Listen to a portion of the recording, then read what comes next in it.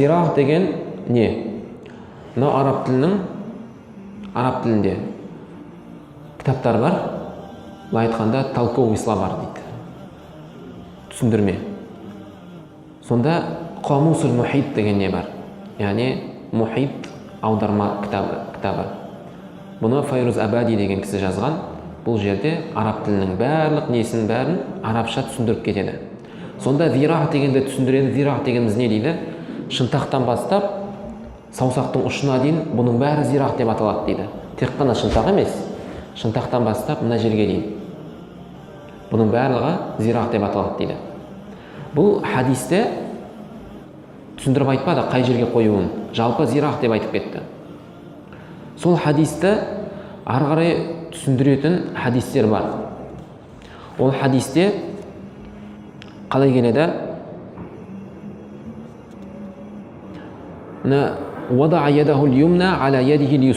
Пайғамбарымыз саллаллаху алейхи вассалам оң қолын сол қолының үстіне қойды намазда дейді. Қариба минар русхи.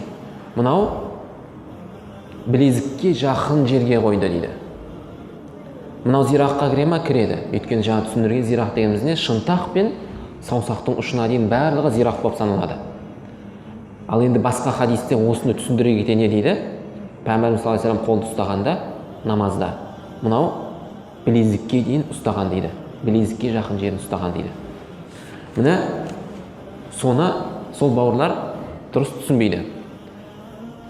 Оның орысша мынау аудармасын алып, орысшада не дейді? Локоть деп келеді, шынтақ деп, соны алып, соған амал жасайды.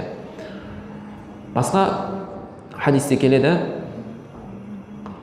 Жабир радиллаху анхудан жеткен хадисте Пайғамбарымыз саллаллаху алейхи вассалам бір күні бір кісінің жанынан өтті дейді. Және дейді, ол кісі намаз оқып жатқан еді. Сол қолын оң қолының үстіне қойып, яғни керісінше біз ұстайтынның керісіншесін ұстап жатқан еді дейді. Сонда Алла елшісі оның қолын алып, оң қолын сол қолының үстіне қойдырды дейді. Міне осы жерде бұл кітаптың авторы айтады. Бұл хадисте дейді, білеміз дейді, Пайғамбарымыз саллаллаху алейхи вассалам оң қолдың сол қолдың үстіне қойғанын білеміз дейді. Енді бұл жайында ғалымдардың ешқандай пікір таласы жоқ. Оң қолды сол қолдың үстіне қоюында ешқандай пікір талас жоқ. Барлық үммет осыған келісілген. Тек бізде пікір таласы қай жерде, қолды енді қай жерге қою жайында. Оң қолды сол қолдың үстіне қоюда ешқандай пікір талас жоқ. Бүкіл үммет сөйтіп ұстайды, оң қолды сол қолдың үстіне. Тек бізде пікірталас қай жерде? Қолды енді қай жерге қою керек деген жерде. Міне осыған Уайл бин Худжр радиллаху анхудың хадисінде келеді. Ұзақ хадис бұл. Сол жерде айтады. Сол ұзақ хадистің үзіндісі. Кейін ол оң қолын дейді. Оң қолының алақанын дейді. Сол қолының алақанының үстіне қойды дейді. Соның жаңағы білезікке жақын жеріне оң қолдың алақанын сол қолдың алақанының үстіне қойды дейді. Міне осылай намазда тұрды дейді. Енді жаңа айтқандай Бұхарида келген хадис, зирах дегеніміз не? Мынау емес, шынтақ емес, бәлкім мына жерге кіріп тұр. Осыны меңзеп айтқан хадис болып табылып тұр. Енді басқа хадисте келеді. Хаджаж бин Хассан айтады. Мен Абу Мижлазды былай айтқан не сіздің дейді. Мен одан былай сұрадым дейді. Кайфа ядау, намазда тұрғанда біз қолды қалай қоюымыз керек? Сонда ол не деді? Оң қолдың алақанын сол қолдың алақанының үстіне қойсын дейді. Және де екеуін де кіндіктің астына қойсын дейді. Яғни қолды кіндіктің астына қойсын дейді. Бұл Ибн Аби Шайбада келген хадис. Сонда Аллама Ибн Туркмани айтады, Абу Мижлаздің мазхабы ол қолды кіндіктің астына қою. Және де бұл хадис, яғни өте жақсы, дұрыс немен келеді дейді. Міне осы жерде автор не дейді? Бұл жерде біз білеміз дейді, намаз кезінде қолды кіндіктің астына қою сол сүннет екеніне дейді. Және де бұған дәлел тағы да не? Ибрахим ан-Нахаи, табиин, өте үлкен табиин, сол кісі не дейді? Ядау яминаху ала шималихи фи ссалати тахта сурра. Ибрахим ан-Нахаи қолын намазда дейді, оң қолын сол қолын үстіне қойып, және де кіндіктің астына қойған дейді. Бұны да Ибн Аби Шайба риуаят етеді және бұның несі дәрежесі хасан болып табылады. Міне осыдан біз білеміз, бізде табиғиннің сөзі дәлел. Табиғи егерде пайғамбарымыз саллаллаху алейхи ва саллям осылай қылды дейтін болса, ол бізге дәлел болып саналады. Осыдан біз білеміз, яғни бізде мурсал деген хадис бар. Мурсал дегеніміз не? Табиғин сахабаның атын айтпай, пайғамбарымыздың саллаллаху алейхи ва саллям бір атын дереу соған пайғамбарымыз саллаллаху алейхи ва саллям айтты деп айтып кету. Яғни ортада бір сахабаны тастап кету.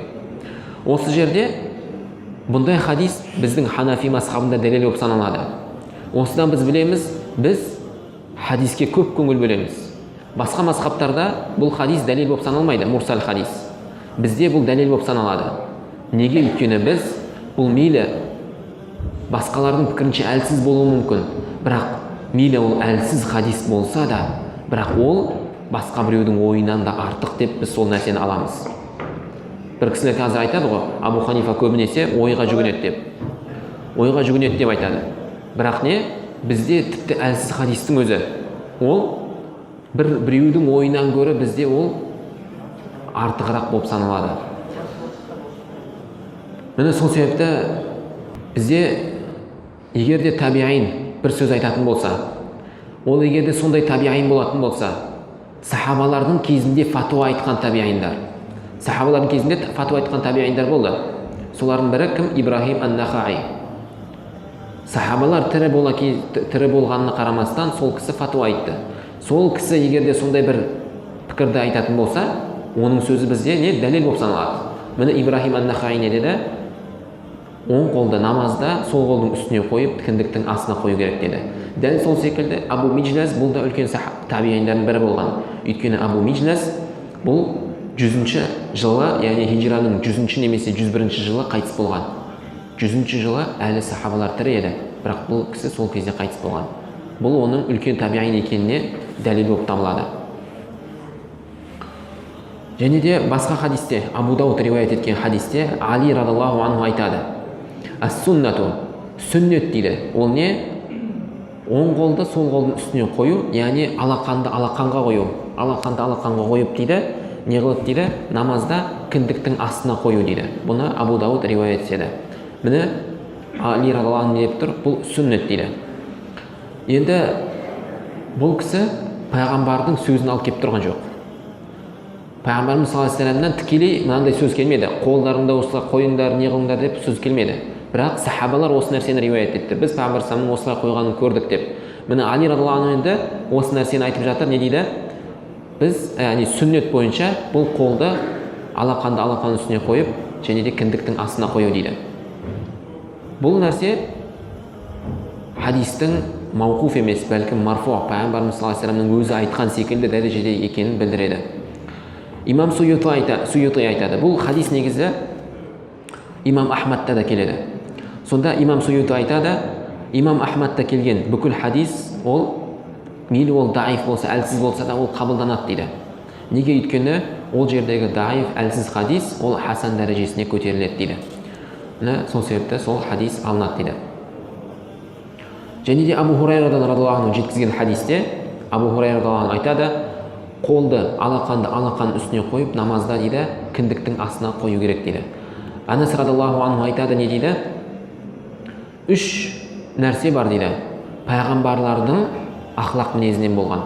Яғни пайғамбарлар сол нәрсені ешқашанда тарыстамаған 3 нәрсе бар дейді. Біріншісі дейді, таъжилул ифтар, ауызашарды тездету, жылдамдату. Ауызашардың уақыты кіргенде дереу ауызашу. Ва таъхирус сухур, және де мынау ауызбектерде сәресін кешіктіру. Яғни таң намазының уақыты кірмей жатып, сол уақытқа дейін созу. Ерте түннің ішінде бір ішіп алып кейін жатып қалмай, бәлкім таң намазына дейін созу дейді. Және де намазда дейді, қолды, оң қолды сол қолдың үстіне қойып, кіндіктің астына қою дейді. Бұны кім жеткізіп жатыр? Анас бин Малик радаллаху анху жеткізіп жатыр. Бұлардың барлығы не нәрсеге меңзейді? Қолды кіндіктің астына қою ол сүннет екенін білдіреді. Енді қазір дейді адамдардың, яғни ғалымдардың арасында пікірталас бар дейді. Жаңа алдында айтып кеткендей, сүннет дейді ол оң қолда сол қолдың үстіне қою дейді. Бізде сүннет оң қолды сол қолдың үстіне қойып және де кіндіктің астына қою. Имам Аш-Шарани айтады, бүкіл имамдар дейді, бүкіл үммет дейді, ижма қылды, бір ауыздан келісті дейді, оң қолды сол қолдың үстіне қою дейді. Тек имам Маликте ғана дейді. Имам Малик ол аннаху юрсилу ядайхи ирсалан, қолын мүлдем ұстамайды, қолын жіберіп қояды. Намазда тұрғанда қолын жерге салбыратып жіберіп қояды. Бірақ бұл кім? Бұл имам Малик, Мединаның үлкен мухаддисі. Мединадан хадистердің бәрі осы кісі арқылы тараған. Және де бұл, яғни сол өте хайрул қурун, өң керемет замандарда өмір сүрген сондай ғалымдардың, яғни уляма ус-сабаа, 7 үлкен ғалым, Мединадағы 7 үлкен ғалымның кезінде бұл кісі болған еді. Сол кісі не дейді? Қолды мүлдем ұстамайды. Енді Абу Ханифа рахматуллахи алейхи мына айтты, не дейді? Қолды кіндіктің астына ұстау. Имам Малик пен имам Шафиғи, имам Маликте бір неде риуаятта келеді, ол қолды мүлдем ұстамау дейді. Ал бір риуаятта келеді, оны кіндіктің үстіне, бірақ көкірекке жеткізбей, көкіректің астына кіндіктің үстіне ұстанады дейді. Яғни ғалымдардың ешқайсысы көкірекке ұстамайды. Көкірекке ұстамайды. Бәлкім қай жерге ұстайды? Не кіндіктің астына ұстайды, не кіндіктің үстіне ұстайды. Имам Ахмадтан 2 риуаят бар дейді. Ең дұрысы дейді, имам Ахмадтың Хамбали мазхабында қолды кіндіктің астына ұстау дейді. Қазіргі сол бауырлар қолды көкірекке ұстап жүрген бауырлар дейді, біз Хамбалимыз дейді. Бірақ Хамбали мазхабында қолды кіндіктің астына ұстау екенін көбісі білмей жатады. Хамбали мазхабында қолды кіндіктің астына ұстайды. Бұны кім айтады? Әл-Муғни деген кітаптың авторы. Сол кісі өзінің кітабында Әл-Муғнида сол нені жазып береді, яғни имам Әл-Мақдиси. Міне сол және де сол, яғни мазхабсыздар, мазхаб ұстамайтын кісілер көбінесе ұстанатын Шаукани деген кісі бар. Сол Шаукани Наилул Аутар деген кітабында не дейді? Мынау олардың көбінесе ұстанатын хадисі қандай хадис? Ибн Хузаймада келген мынандай хадис бар. Уаил бин Худжирдан радаллаху анху жеткізген хадисте ол айтады, мен Алла елшісімен мынандай намаз оқыдым бірде, сонда Алла елшісі оң қолын сол қолын үстіне қойып көкірегіне қойды деген хадис бар. Осы хадисті сол кісілер ұстанады. Сонда Шаукани не дейді? Сол Шаукани сол мазхабсыздар ұстанатын жол, солардың, яғни үлкен ғалымдардың бірі. Сол кісі кітабында не дейді? Бұл хадис дейді, олардың ұстанатын нәрсесіне меңземейді дейді. Неге дейді? Өйткені олар дейді, айтты дейді, негізі қолды қою ол көкіректің астына дейді. Бұл жерде хадисте тікелей келіп тұр дейді, ол аля-садр, көкірекке қою дейді. Осы хадисті дейді, құлты бұл кісі айтады, бұл хадис дейді, Уаилдің хадисі, имам Ахмадта келеді. Кімнің жолынан келеді? Абдулла бин Валид, Суфияннан, Асим бин Курейб өзінің әкесінен. Басқа бір риуаятта Уаил бин Худжирдан келеді. Кім жеткізеді оны? Ахмад және Насаи жеткізеді. Кімнің жолынан? Заиданың жолынан, Асимнан, оның әкесі Уаилдан. Абу Даудта келеді, басқа бір жолмен келеді. Түрлі жолдармен келеді, осы дәл осы хадис. Бірақ солардың ішінен біреусі қана не қылады? Көкірегіне деген сөзді айтады. Басқа, яғни жолдардың ешқайсында көкірегіне деген сөз келмейді. Күллүхум биғойри зиядихи. Міне барлығы жеткізеді, тек аля садрихи, көкірегіне деген сөзді ешқайсы алып келмейді. Тек қана бір-ақ кісі алып келеді. Ол кісі кім? Ол кісі Муаммил бин Исмаил деген кісі. Яғни бұл хадис түрлі жолдармен келеді. Хадисте қалай келді? Хадисте келді, мен пайғамбарымызбен саллаллаху алейхи вассалам намаз оқыдым, сол кезде пайғамбарымыз саллаллаху алейхи вассалам оң қолын сол қолын үстіне қойды дейді. Сонда Муаммил бин Исмаил ол кісі не деді? Көкірегіне деген сөзді қосты. Ал қалған жолдардың ешқайсында бұл кісі, яғни бұндай қосынды жоқ, көкірегіне деген қосынды жоқ. Енді бұл Муаммил бин Исмаил деген қандай кісі? Бұл кісі жайында ғалымдар не дейді? Мухаддистер не дейді? Бір кісілер бұны, яғни дұрыс кісі, бұл кісінің хадисі қабылданады деп алып келсе, ал басқа кісілер Абу Хатим не дейді? Садуқун, бұл шыншыл дейді. Және де сүннетте берік дейді, бірақ дейді кафирул хата, өте көп қателесетін кісі дейді. Имам Бухари айтады бұл кісі жайлы, Имам Бухари бұл кісі жайлы не дейді? Муаммил бин Исмаил мункирул хадис, яғни хадисінде әрдайым мункар хадис жеткізетін дейді. Яғни өте әлсіз хадис жеткізетін кісі дейді. Басқа бір кісілер айтады, бұл кісі негізі хадисті жазбаша жеткізетін еді. Бұрын өзінің кітабы болатын еді, сол жазған кітабынан жеткізуші еді, бірақ кітабы жоғалып қалды дейді. Содан кейін өзі жаттаған хадистерін жеткізді дейді. Бірақ өзі жеткізген болса да өте көп қателескен еді дейді. Яқуб бин Суфиян айтады, Муаммил, оның аты негізі Абу Абдурахман, бұл яғни өте үлкен ұстаз дейді. Мен Сулейман бин Харбтан естідім, сол кісінің оған мақтау айтқанын дейді. Бірақ дейді, біздің ұстаздар дейді, ол кісіге өсиет айтады, яғни сол кісінің артынан еріңдер деп айтушы еді дейді. Илля, бірақ дейді, оның хадисі өзінің құрдастарының хадистері секілді емес дейді. Яғни оның жолдастарының хадисі сахих болса, бұл кісінің хадисі сахих емес дейді. Яғни барлығы жақсы, ол кісі өте жақсы кісі, бір хадисі сахих емес дейді. Және де дейді, уақад яджибу аля ахлил илм, ғалым кісілерге дейді, ғалымдарға ол уәжіп дейді, оның хадисіне тоқталуы дейді. Яғни қалай ол кісінің хадисі келгенде, жоқ мен әлі бірінші қарайын деп тоқталуы дұрыс дейді.